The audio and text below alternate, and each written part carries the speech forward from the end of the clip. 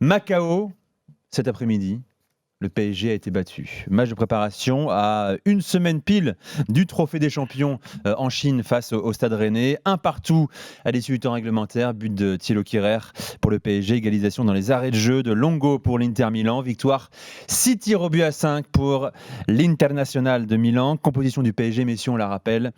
Dans le but, Areola.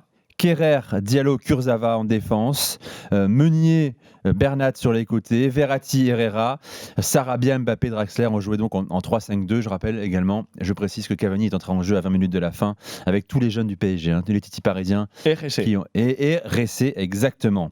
Neymar, précision également, Kimpembe, ils sont restés à Shenzhen. Cavani était sur le banc, il est rentré. Marquinhos, Thiago Silva, Paredes, Di Maria absents, n'arriveront que mercredi à Shenzhen pour la première fois depuis le début de la préparation. Le coach du PSG, Thomas Tuchel, a maintenu son équipe de départ quasiment tout le match. Ça, c'est important. Vous la découvrez sur RMC Sport News. L'équipe qui a débuté ce match face à l'Inter Milan, premier gros test pour le PSG. Messieurs, vous avez pensé quoi de la prestation du PSG? Damien, qu'est-ce que tu n'as pas aimé, par exemple? Le terrain. Le terrain était Damien, catastrophique.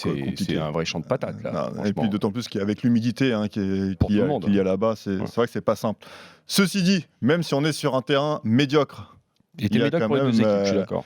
Il y a quand même mieux à faire, notamment dans l'implication. Il n'y a qu'à voir, dans les 5 premières minutes de ce match, il y a 2 occasions franches pour l'Inter. Non pas parce que l'Inter a bien joué les coups, mais parce qu'en fait, il y a de la dilettante dans la défense du PSG. Moi, je me mets à la place d'un joueur comme Kurzawa. C'est facile de viser Kurzawa aujourd'hui. Ouais, très critiqué Kurzawa. Mais quand même, ça fait, je crois que tu es au club depuis 2015. Tu fais une moyenne de matchs, une vingtaine de matchs par saison. Approximativement, en Ligue 1 en tout cas. Tu as une chance aujourd'hui, pourquoi pas, d'être officiellement la doublure d'un Bernat, d'être impliqué, mais tu joues tous tes matchs. Là, il a joué les 3 premiers matchs titulaires depuis le début de saison, mais en fait, il n'a plus faim, il n'a plus envie. C'est incroyable de voir ce joueur sur le terrain. C'est vraiment ce que tu as ressenti? Mais c'est-à-dire que aujourd'hui, tous les dangers, les approximations, les placements, aucune agressivité. Voilà, c'est vrai que je suis un peu dur avec lui. Mais peut-être qu'il va voir autre chose et repart à zéro, remet-toi en question. Je pense que ça lui ferait du bien. Après, au-delà de ça, quand je faisais je regardais un peu la défense du PSG et puis je regardais l'âge des joueurs. Et puis je me dis, ah ouais, quand même, Kehrer, 22 ans, Diallo, 23. Mais non, en fait, t'es au PSG. C'est bien d'avoir des joueurs à jeune potentiel, des jeunes joueurs avec du potentiel. Mais aujourd'hui, en fait, Marquinhos et Thiago Silva, même Kimpembe, ils regardent ce match et disent bon on va être tranquille cette saison. Donc la concurrence, t'en auras pas.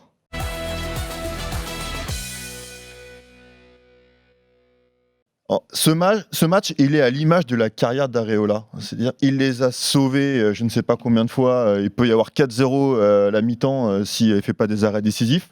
Mais il y a toujours quelque chose qui vient ternir son match, c'est dommage. Après, au niveau du jeu au pied, notamment 2-3 fois en première mi-temps, il s'est fait peur ou alors il a dégagé des ballons en touche. Voilà, c'est un gardien qui a toutes les capacités et qualités pour être l'un des meilleurs gardiens au monde. Il est grand, il est vif. Mais c'est quoi le problème alors? Il est mais concentration c'est sa constance dans la performance, c'est dommage. Mais aujourd'hui, le PSG n'a plus le temps, je pense, de former un gardien.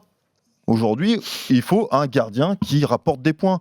Et là, Areola, aujourd'hui, la dernière frappe sur le but de l'Inter, il doit faire un exploit encore. Il doit la sortir. C'est comme ça que ça se juge. François. Un gardien a besoin aussi d'une chose, surtout donc à ce poste, c'est un statut. Et depuis le début de sa carrière, à un niveau important, et ça passe aussi par l'équipe de France, c'est un gardien qui n'a pas de statut. Et je pense que plus qu'un joueur de champ, à ce poste-là, alors les qualités, oui, il en a, peut mieux faire, certainement aussi, mais il n'a pas ce statut.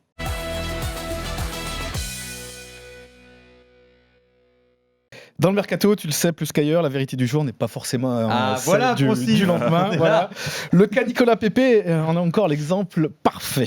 Alors messieurs, ces 2 derniers jours, l'attaquant du LOSC était surtout évoqué du côté de Naples, Ouais. où ses agents s'étaient rendus pour négocier les détails d'un futur contrat de 5 ans. Et aujourd'hui, surprise, c'est finalement à Arsenal que Nicolas Pepe pourrait atterrir. Alors d'après la Sky Italia et la BBC, les Gunners devraient rafler la mise à la dernière minute. Jamais réellement cité dans la course pour l'Ivoirien, le club londonien aurait réussi à convaincre le LOSC avec une offre à hauteur de 80 millions, faisant de Nicolas Pepe tout simplement la recrue la plus chère de l'histoire du club des Gunners, devant Pierre-Emerick Aubameyang. Mais et c'est là que ça devient rocambolesque. Alors que l'arrivée de Nicolas Pepe à Arsenal semble imminente, on a appris également aujourd'hui que le PSG et Leonardo auraient bel et bien trouvé un accord avec le LOSC pour s'attacher les services de Nicolas Pepe. C'est un ménage à 3 compliqué là. C'est incroyable. Ouais. Donc en gros, Arsenal a pris beaucoup d'avance, mais le PSG est encore dans la course. Et Naples, a priori, Décroché. décroché. Naples, ça semble terminé. Bon, on en a parlé pendant 2 jours. Nicolas Pepe à Naples, dans un premier temps, c'était une rumeur insistante, c'est vrai, mais c'est une réalité également. Naples avait un coup d'avance sur tout le monde.